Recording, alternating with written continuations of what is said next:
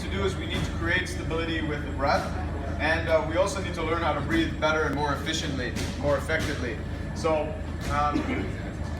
one way to look at the breathing, which unfortunately we don't look at long enough and hard enough in fitness. In fitness, usually you're only taught you just exhale on the exertion. That's pretty much the long conversation you get, right? You inhale and you exhale on the exertion, and everything they tell you is usually like, an example is like bench press, right? So it's not like it's horrible information, but it's not the most useful information in the world, okay? It goes a lot further than that. So when you think about efficiency and breathing, most people only breathing up with their chest. You tell someone take a deep breath, what do you see?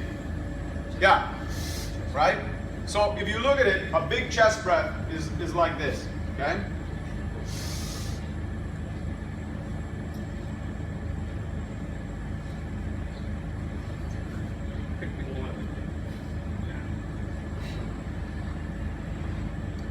Okay, that's it, right? What is that? That's your big chest breath.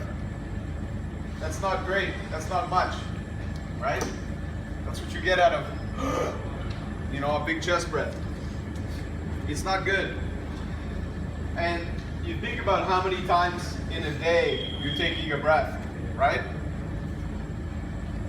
When you breathe, we want to be able to breathe up from the bottom, through the middle, through the top, and then all the way to the top. We want a full breath to be a full breath, not to be a chest breath. It's important so that when we're breathing, it's more efficient and our breathing is more meaningful. But also in terms of creating power and creating stability, I don't want all of it to come from this. That leaves everything else behind, right? So a breath should be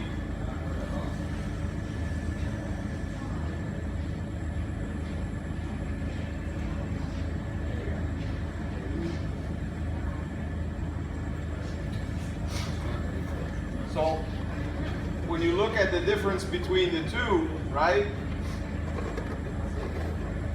You have this tiny little chest breath, and then you have a real full breath, right? And how many breaths do you take in a day? How many do you take in a month? How many do you take in a lifetime, right? When you take a deep breath, it should be a deep breath. Does that make sense? So for us right now, we have to learn to breathe from the different compartments, because we're also going to need that when we need the stability, right? You're coming over and you're popping your ribs, you're cutting everything off, you're only using your chest. You're lifting and stabilizing with this. You need to lift and stabilize with this. That's going to make it much stronger. Does that make sense? When we stand up and we start to do things like the bench press, we need the whole thing to be connected.